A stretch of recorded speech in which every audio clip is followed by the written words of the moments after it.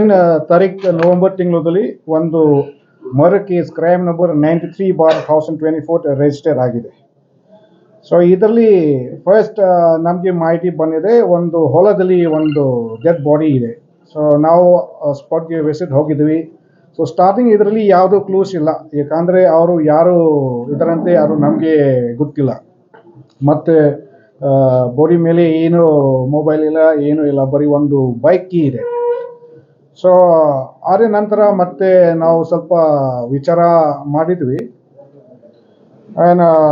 ಆಮೇಲೆ ಇಬ್ಬರು ಆರೋಪಿಗಳು ನಾವು ಅರೆಸ್ಟ್ ಮಾಡಿದ್ವಿ. ಸೊ ಇದು ಮರ್ಡರ್ ಯಾಕೆ ಆಗಿದೆ ಅಂತ ಅಂದರೆ, ಆ ದಿವಸ ಅವನು ಸತ್ತವರು ಅವರು ಮರಿಯಾಲ್ ಊರಲ್ಲಿ ಅವರು ನಿಂತ ಇದೆ. ಅವರು ಈ ಕಡೆ ಬೆಳಗಾಂ ಸಿಟಿ ಬರಲಿಕ್ಕೆ ಅವರು ಆ್ಯಕ್ಚುಲಿ ಪ್ಲ್ಯಾನ್ ಮಾಡಿದ್ದಾರೆ. ಆ ಟೈಮ್ದಲ್ಲಿ ಇಬ್ಬರು ಆರೋಪಿಗಳು ಬೈಕ್ ಮೇಲೆ ಅವರು ಬಂದಿದ್ದಾರೆ, ಕೇಳಿದರೆ ಯಾಕೆ ನೀವು ಇಲ್ಲಿ ನಿಂತ ಇದ್ದೀರಿ ಅಂತ. ಸೊ ಅವರು ಹೇಳಿದರೆ, ಇಲ್ಲ ನಾನು ಬೆಳಗಾಂಗೆ ನಾನು ಸ್ವಲ್ಪ ಕೊಡ್ತೀನಿ, ನೀವು ಲಿಫ್ಟ್ ಕೊಡ್ತೀರಾ, ನೀವು ಲಿಫ್ಟ್ ಕೊಡ್ತೀರಿ, ನಾನು ನಿಮಗೆ ಸ್ವಲ್ಪ ಸರಾಯಿ ನಾನು ಕೂಡಿಸ್ತೀನಿ, ಮತ್ತು 1,000 ದುಡ್ಡು ಕೂಡ ನಿಮಗೆ ನಾನು ಕೊಡ್ತೀನಿ ಅಂತ ಹಾಗೆ ಹೇಳಿ, ಮತ್ತು ಈ ಇಬ್ಬರು ಆರೋಪಿಗಳು ಆಯಿತು ಬನ್ನಿ ಅಂತ. ಸೊ ಈ ಇಬ್ಬರು ಆರೋಪಿಗಳು ಆ ಸತ್ತವರಿಗೆ ಈ ಕಡೆ ಕರ್ಕೊಂಡು ಬಂದಿದ್ದಾರೆ. ಸೊ ಆದ ನಂತರ ಮತ್ತೆ ಸ್ವಲ್ಪ ಎಲ್ಲ ಡ್ರಿಂಕ್ಸ್ ಅವರು ಎಲ್ಲ ಮಾಡಿದರೆ ಜೊತೆಗೆ. ಆಮೇಲೆ ಮತ್ತೆ ಡ್ರಿಂಕ್ಸ್ ನಂತರ ಮತ್ತೆ ದುಡ್ಡು ಕೇಳ್ತಾ ಇದ್ದಾರೆ. ಆ ಟೈಮ್ದಲ್ಲಿ ಅವರು ಸತ್ತವರು ಅವರು ಹೇಳಿದರೆ, ನನ್ನ ಹತ್ರ ಅಷ್ಟು ದುಡ್ಡು ಇಲ್ಲ, ನಾವು ಜಾಸ್ತಿ ಡ್ರಿಂಕ್ಸ್ ಮಾಡಿದ್ವಿ ಅಂತ. ಸೊ ಈ ಇಬ್ಬರು ಆರೋಪಿಗಳು ಆವಾಗ ಕೂಡ ಬಹಳ ಡ್ರಿಂಕ್ಸ್ ಮಾಡಿದರೆ. ಸೊ ಸ್ಟಿಕ್ಕಿಂದ ಆ ಹೊಲಗೆ ಕರ್ಕೊಂಡು ಬಂದು ಆ ಸತ್ತವರ ಮೇಲೆ ಒಂದು ಬ್ರಿಕ್ಕಿಂದ ಹೊಡೆದಿದ್ದಾರೆ ಮತ್ತು ಮರ್ಡರ್ ಮಾಡಿ ಅವರು ಎಸ್ಕೇಪ್ ಮಾಡಿದ್ದಾರೆ. ಸೊ ಮೊನ್ನೆ 30 ತಾರೀಕಲ್ಲಿ ನಾವು ಇಬ್ಬರು ಆರೋಪಿಗಳು ನಾವು ಅರೆಸ್ಟ್ ಮಾಡಿದ್ವಿ. ಅವರ ಹೆಸರು ಶಿವಾನಂದ್ ನಿಂಗಪ್ಪ ಅಂತ, ಮತ್ತು ಇನ್ನೊಬ್ಬರು ಹೆಸರು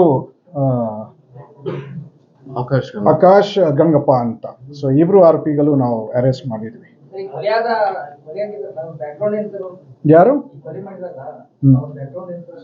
ಅವರ ಯಾರು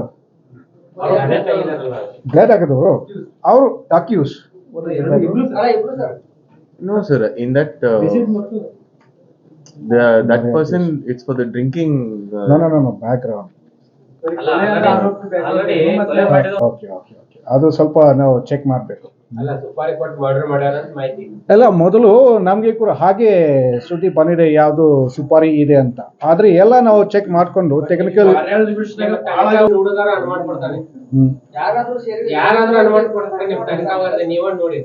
okay.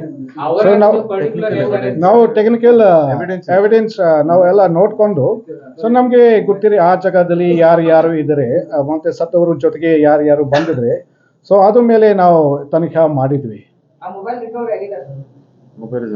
Mobile is not yet found, but ನಮ್ಮಲ್ಲಿ ಅದು ರೂಲ್ ಇದೆಯಲ್ಲ, 24 hours ನಂತರ ನಮ್ಮ ಕಬ್ಜಾದಲ್ಲಿ ಅದು ಇಟ್ಕೊಳ್ಳಿಕ್ಕೆ ಆಗಲ್ಲ, ನಾವು PC ತಗೋಬೇಕು. ಸೊ ನಿನ್ನೆ ಅದು 24 hours ಟೈಮ್ ಮುಗಿದಿದೆ, ನಾವು ಪ್ರೊಡ್ಯೂಸ್ ಮಾಡಿದ್ವಿ. ಈಗ ಮತ್ತೆ PC ತೊಗೊಳ್ತೀವಿ. PC ತೊಗೊಂಡಿದ್ದಾಗ ತಾವು ಏನೇನು ಹೇಳ್ತಾ ಇದ್ರಿ, ಇದು ಬೇರೆ ಬೇರೆ ವಿಷಯ ಪಾಯಿಂಟ್ ಬಗ್ಗೆ ತಾವು ಏನು ಹೇಳ್ತಾ ಇದ್ರಿ, ಅದು ಮತ್ತೆ ನಾವು ಇನ್ನೂ ಮುಂದೆ ವಿಚಾರ ಮಾಡ್ತೀವಿ. ಅಲ್ಲ, ಸತ್ತವನ ಮೊಬೈಲ್ ಸಿಕ್ಕಿದೆ? ಇಲ್ಲ, ಇನ್ನೂ ಸಿಕ್ಕಿಲ್ಲ.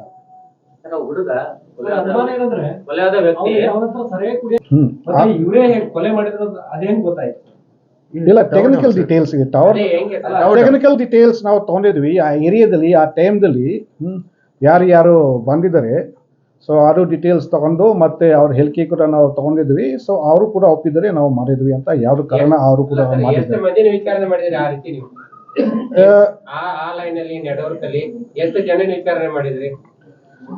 ಸುಮಾರು ಜನ ನಾವು ಮಾಡಿದ್ವಿ. ಅದಕ್ಕೆ ನೋಡಿ, ಇದು ಕೇಸ್ ಯಾವಾಗ ರಿಜಿಸ್ಟರ್ ಆಗಿದೆ, 18 ರಿಜಿಸ್ಟರ್ ಆಗಿದೆ. ಸೊ 12 days ನಂತರ ನಾವು ಅರೆಸ್ಟ್ ಮಾಡಿದ್ವಿ, ಯಾಕಂದ್ರೆ ಬಹಳ ವಿಚಾರ ಮಾಡಬೇಕು.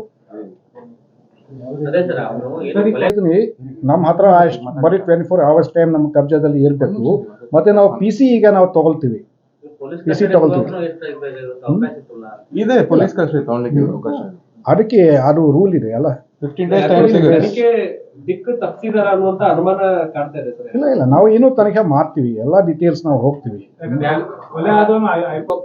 ಹೈಕೋರ್ಟಿಗೆ, ಧಾರವಾಡ ಹೈಕೋರ್ಟಿಗೆ, ಓಕೆ, ಆಲಕಟ್ಟಿ ಗ್ರಾಮಸ್ಥರು ಧಾರವಾಡ ಕೋರ್ಟಿಗೆ PL ಹಾಕ್ತಿದ್ದಾರೆ. ಓಕೆ, ಇದೆಲ್ಲ ನಾವು ವಿಚಾರ ಮಾಡ್ತೀವಿ. Thank you. ಇದೆಲ್ಲ ಡೀಟೇಲ್ಸ್ ನೀವು ನನ್ನ ಗಮನ ಅವ್ರು ತಂದಿದ್ರಿ. ಎಲ್ಲಿ ಕೆಲಸ ಮಾಡ್ತಿದ್ರು? ಯಾರು ಸತ್ತವನು victim. Victim? Sir, he was coming from this no What he did, where is to Malmarthi police station limits. His house is there. ಅಲ್ಲಿಂದ ಇದು ಆದಾಗ ಟೆಕ್ನಿಕಲ್ ಡೀಟೇಲ್ಸ್ ನಾವು ಚೆಕ್ ಮಾಡಿದ್ವಿ. ಟೆಕ್ನಿಕಲ್ ಡೀಟೇಲ್ಸ್ ನೋಡಿದಾಗ ಟವರ್ ಡಂಪ್ ಹಾಕಿದ್ವಿ. ಆ ಸಮಯದಲ್ಲಿ ಒಂದು ಮೂವ್ಮೆಂಟ್ ಯಾವಾಗ ಆಗ್ತಿತ್ತು, ಆ ಮೂವ್ಮೆಂಟ್ ಬೇಸಿಸ್ ಮೇಲೆ ಅವನು ಟವರ್ ಡಂಪಿಗೆ ಮತ್ತೆ ಇವೊಂದೊಂದು ಫೋನ್ ಇದೆ ಅಂತ ತಾವು ಹೇಳಿದ್ರಿ. ಆ ಫೋನು ಒಂದು ನೀರಿನ ಜಾಗಕ್ಕೆ ಬಿಸಾಕಿದ್ದಾರೆ ಅಂತ ಹೇಳಿ ಒಂದು ಮಾಹಿತಿ ಇತ್ತು. ನಾವು ಡೀಪ್ ಸರ್ಚ್ ಮೆಟಲ್ ಡಿಟೆಕ್ಷನ್ ತಗೊಂಡು ಸರ್ಚ್ ಮಾಡಿದೀವಿ ನೀರನ್ನ. ಮತ್ತೆ ಯಾರು ಇದು ಬರ್ತಾರಲ್ಲ, ಯಾರು ನಮ್ಗೆ ಈ ವಾಟರ್ ಅಲ್ಲಿ ಪ್ರಾಬ್ಲಮ್ ಆದಾಗ ಸರ್ಚ್ ಮಾಡ್ಲಿಕ್ಕೆ ಹೆಲ್ಪ್ ಮಾಡ್ತಾರೆ, ಅವ್ರ ಕೈಲೂ ಸರ್ಚ್ ಮಾಡಿಸಿದ್ವಿ. ಸೊ ಅದು ನೀರು ಮರ್ಕಿಯಾಗಿರೋ ಕಾರಣಕ್ಕಾಗಿ ನಮ್ಗೆ ಫೋನ್ ಸಿಕ್ಕಿಲ್ಲ. ಹಂಗಂತ ಹೇಳಿ ಫೋನಲ್ಲೇ ನಮ್ಗೆ ಸಿಗ್ಬೇಕು ಅಂದಿಲ್ಲ. ಟವರ್ ಡಂಪ್ ಅಲ್ಲಿ ಮಾಹಿತಿ ಸಿಗುತ್ತೆ, ಮತ್ತೆ ಅವನದು ನಂಬರು ಮತ್ತೆ ಅಕ್ಯೂಸ್ ನಂಬರು ಅದನ್ನೆಲ್ಲ ಕರೆಸ್ಪಾಂಡೆನ್ಸ್ ಮಾಡಿದ್ಮೇಲೆ these were are prime suspects basis ಮೇಲೆ ಅವ್ರದ್ದು ಹೇಳಿಕೆ ತಗೊಂಡ ನಂತರ ಅವರಿಗೆ ನಾವು ಅರೆಸ್ಟ್ ಮಾಡಿದ್ವಿ. ಅರೆಸ್ಟ್ ಮಾಡಿದ ನಂತರ ನಮ್ಗೆ ಇವಾಗ ಚಾರ್ಜ್ ಶೀಟ್ ಮಾಡ್ಲಿಕ್ಕೆ ಕಾಲಾವಕಾಶ ಇದೆ. ಅದರಲ್ಲಿ ನಾವು ಇನ್ನ ಉತ್ತಮ ತನಿಖೆ ಮಾಡ್ಲಿಕ್ಕೆ ನಮ್ಗೆ ಅವಕಾಶ ಇದೆ. ಅವಕಾಶ ಸಮಯದಲ್ಲಿ ಅವ್ರನ್ನ ನಾವು ಪೊಲೀಸ್ ಕಸ್ಟಡಿ ತಗೊಂಡು ನಮ್ಗೆ 15 days ಕ್ವೆಶ್ಚನ್ ಮಾಡ್ಲಿಕ್ಕೆ ಟೈಮ್ ಇದೆ.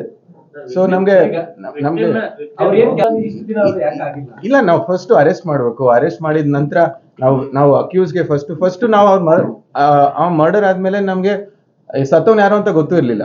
ವಿಲೇಜಸ್ ಯಾರು ನಮ್ಗೆ ಆ ಟೈಮಲ್ಲಿ ಬಾಡಿನ ಐಡೆಂಟಿಫೈ ಮಾಡ್ಲಿಕ್ಕೆ ಕೂಡ ನಮ್ಗೆ ಹೇಳಿಲ್ಲ. ಆ ನಂತರ ಅವನು ಯಾವ ಬಸ್ಸಿಂದ ಬಂದ, ಹೆಂಗ್ ಬಂದ, ಅಲ್ಲಿಂದ ಎಲ್ಲಿಗೆ ಹೋದ, ಒಂದು ಡಾಬಾ ಹತ್ರ ನಿಂತ್ಕೊಂಡು ಮಾತಾಡಿದ್ದ, ಆ ಮಾತಾಡಿದ ನಂತರ ಏನ್ ಮಾತಾಡ್ದ, ಎಲ್ಲಿಗೆ ಹೋಗ್ಬೇಕು ಅಂತ ಕೇಳ್ದ, ಆ ಸಮಯದಲ್ಲಿ ಯಾರು ಭೇಟಿಯಾದ್ರು, ಅದೆಲ್ಲ ನಾವು ಡೀಟೇಲ್ಸ್ ನ ಪರಿಶೀಲನೆ ಮಾಡಿದ್ವಿ. ಅಲ್ಲ ಇಲ್ಲ, ನಾ ಮುಗಿಸ್ಬಿಡ್ತೀನಿ. ಹೇಳಿ. KS